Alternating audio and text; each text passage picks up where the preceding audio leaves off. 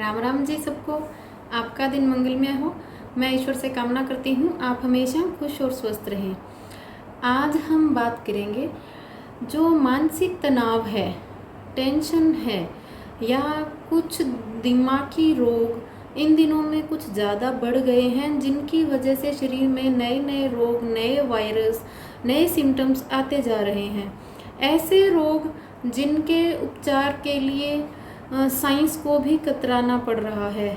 तो क्या ऐसा कुछ है या कोई ऐसी चीज़ें हैं जो हमारे बुजुर्ग करते थे और आजकल के बच्चे उनको छोड़ते जा रहे हैं, जिसकी वजह से ये हो रहा है।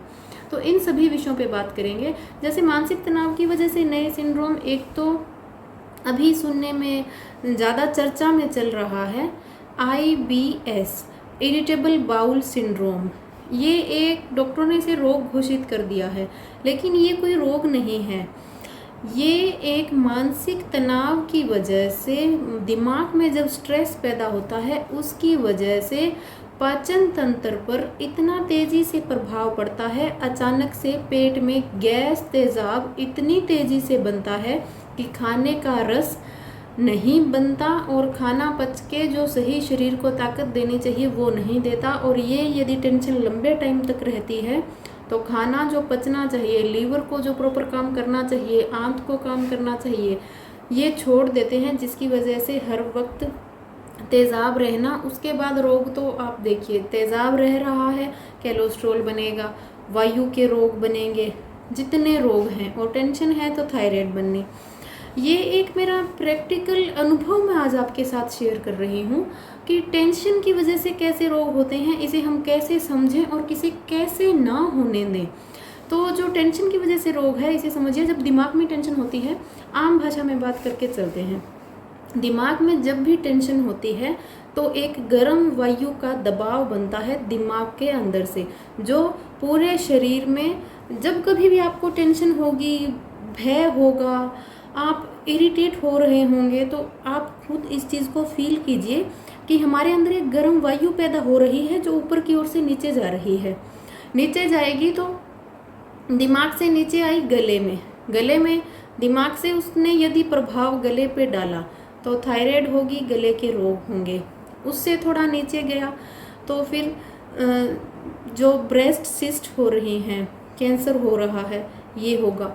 उससे नीचे जाने पे पेट खराब, तेज़ाब, कोलेस्ट्रॉल, फिर यूट्रस, PCOD, PCOS, सभी रोग।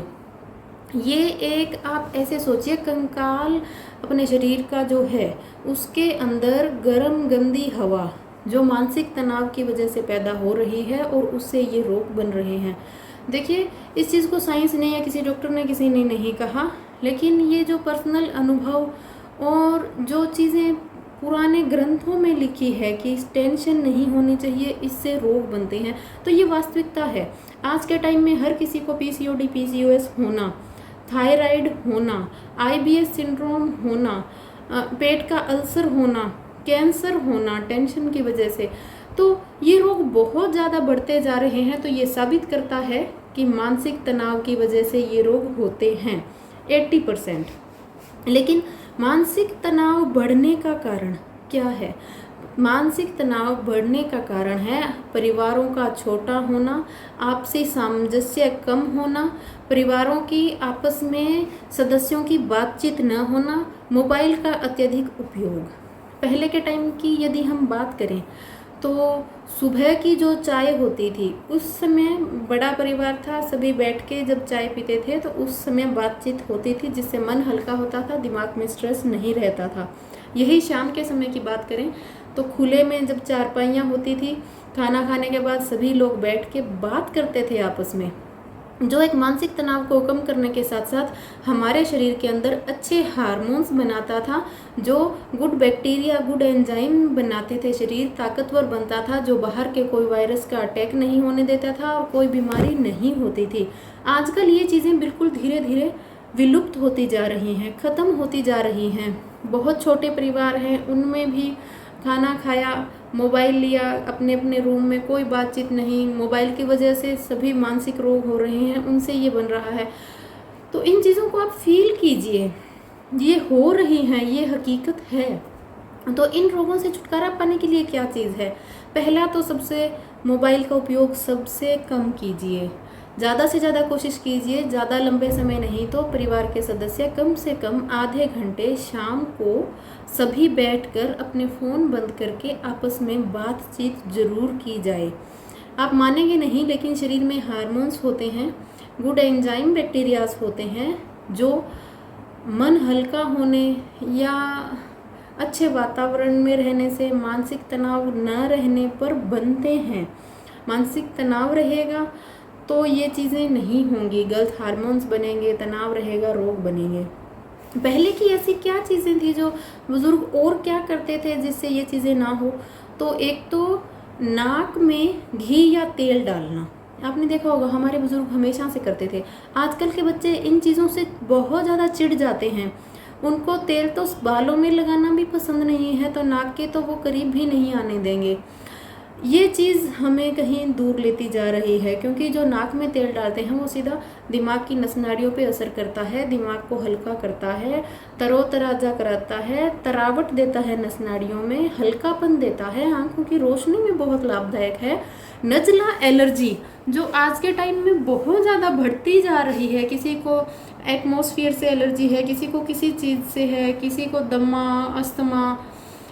इस सिस्टम में जो तरावट नहीं है, नस नाड़ियों में तरावट ना होने की वजह से बैक्टीरिया बढ़ते हैं। बैक्टीरिया ज़्यादा होने से इनमें सूजन आती है नाड़ियों के अंदर, जिससे नाक में सांस लेने में तकलीफ होती है, और फिर इन्हेलर लेते हैं और दबते जाते हैं, फेफड़े ख़त्म होते जाते हैं।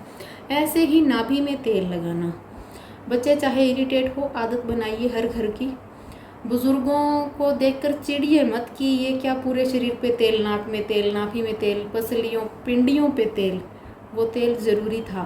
नाखूनों में तेल, पैर के तलवों पे तेल, वो एक दवा थी, वो एक मानसिक तनाव से छुटकारा था, वो एक सहन शक्ति थी, वो एक, मैं बोलूँ तो वो चीज़ें थी जो परिवार को जोड़ के रखती थी, संतुष्टि थी इंसानों के अंदर, और एक संतुलन था। वो चीज़ें हैं, वो उनको लौट कर लाइए। आप सभी से अनुरोध है, उनको मोड़ के वापस लाइए। नाखूनों में तेल या घी लगाइए, पैर के तलवों पे लगाइए, रीढ़ की हड्डी पे लगाइए, नाभि और नाक में ज़रूर लगाइए। तो देखेंगे ना तो आंखें कमज़ोर होगी, ना मानसिक तनाव होगा, ना माइग्रेन होगा, ना नींद की समस्या होगी, ना यादाश्त कमज़ोर होगी, जो आजकल बार बार भूल जाते हैं चीज़। यहाँ से 5 मिनट पहले बोले, बाहर गए, पता ही नहीं क्या बोले, वापस आ रहे हैं, सब इन्हीं की वजह से हो रहा है। वापस लाइए उन चीज़ों को। ज़रूरी नहीं कि हम आज बहुत महंगा खाएं तो ही शरीर में चीज़ें बनेंगी, न्यूट्रिशन बनेगा, विटामिन मिनरल्स बनेंगे, नहीं। बहुत कम, केवल गुड़ रोटी खाने से ही सब चीज़ें बन जाएंगी।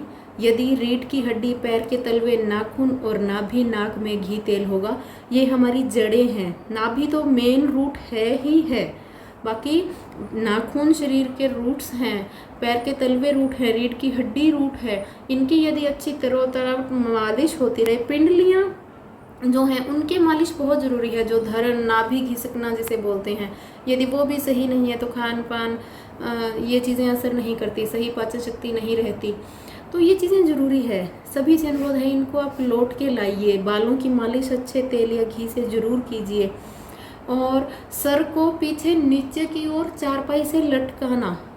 कितनी देर? पहले दिन 1-2 मिनट, धीरे धीरे 5 से 7 मिनट लटकाइए इसको। ये क्यों? क्योंकि आजकल लोगों ने तकिए बढ़ा दिए हैं। हर किसी को देखिए बेड का पूरा ऐसे आधे बैठ के सो रहे हैं, पूरा तो सोना ही नहीं है, तकिए 3-3, 5-5 लगा रहे हैं, तो सर में खून नहीं जाता, सर्कुलेशन सही नहीं होता, जिसकी वजह से सर दर्द और दिमाग के रोग, टेंशन, सभी चीज़ें वही वापस आ जाती हैं। तो तकिए कम से कम यूज़ कीजिए, हटाइए। नहीं तो दिन में 2-3 बार कम से कम चारपाई से नीचे सर को ज़रूर लटकाइए। ये बहुत छोटी छोटी चीज़ें हैं, लेकिन बहुत ज़रूरी हैं। बहुत दिन से इन चीज़ों पे विचार कर रही थी, तो आज हुआ कि वीडियो बनानी चाहिए। हो सकता है मेरी ये वीडियो किसी न किसी के ज़रूर काम आ जाए। बहुत गहराई से बात बताती हूँ, और जो भी मन में हो पूरी स्पष्टता से बताने की कोशिश करती हूँ, जिसकी वजह से वीडियो लंबा हो जाता है। लेकिन आप गौर करके सुनना, शायद ये आपके काम आए। किसी यदि मेरी वीडियो से एक जन को भी लाभ हुआ तो मेरा जीवन सफल है। क्योंकि मैं जो वीडियो बनाती हूँ उसमें ये मेरा एम रहता है कि किसी को फ़ायदा हो ना हो, नुकसान नहीं होना चाहिए। और यदि एक का भी फ़ायदा हुआ तो शायद कहीं ना कहीं मुझे दुआ काम आएगी। तो इसी उद्देश्य से जो दिमाग में था वो बनाया। यदि आपको समर्थन हो, ये चीज़ें सही है तो कमेंट में ज़रूर बताना, ज़्यादा से ज़्यादा शेयर करना। साथ बने रहने के लिए बहुत बहुत धन्यवाद।